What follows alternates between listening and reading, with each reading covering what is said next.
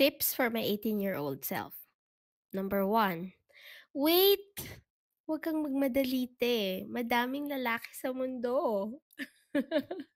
Yes, that's number one. Wait for the Lord's plan for your life.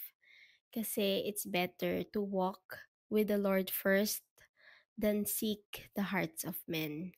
Kasi kailangan matutunan mo muna alamin kung ano yung worth mo as a woman, yung value mo sa eyes ni Lord, sa sacrifice ni Jesus na ginawa para sa iyo. Para makita mo kung sino ka talaga as a person. Tapos makita mo kung ano yung deserve mo na mga bagay. Not being a princess type na maarte or what, na paimportante, hindi. Yung plan niya sa'yo to be loved, to be cherished, and to be treated like a, a queen. Kasi hindi ka lang naman basta prinsesa eh. Queen ka eh. You are seated in the throne with him. So, you should know how to be a queen first so you can find your king.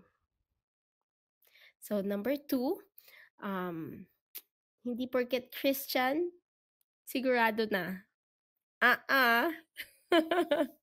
You should watch out for the fruits of the Holy Spirit, which is kindness. Hindi ko siya memorize, pero yon, fruits of the Holy Spirit, kindness, gentleness, love, 'di ba? Yung mga yon.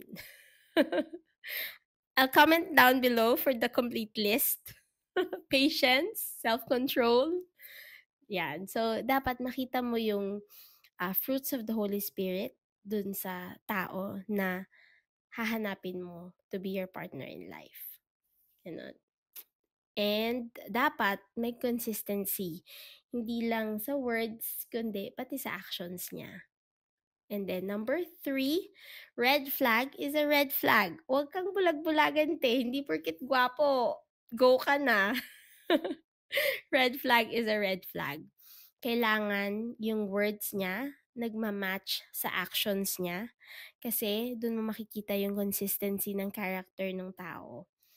Tapos, dapat maging firm ka. Kaya nga importante yung number 1.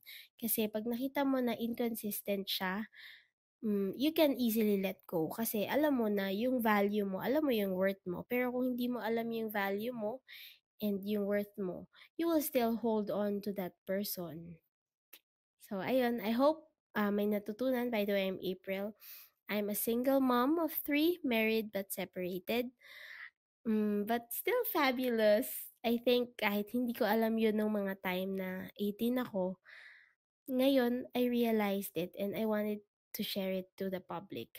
Para dun sa mga 18 years old or young adults na makakapanood nito.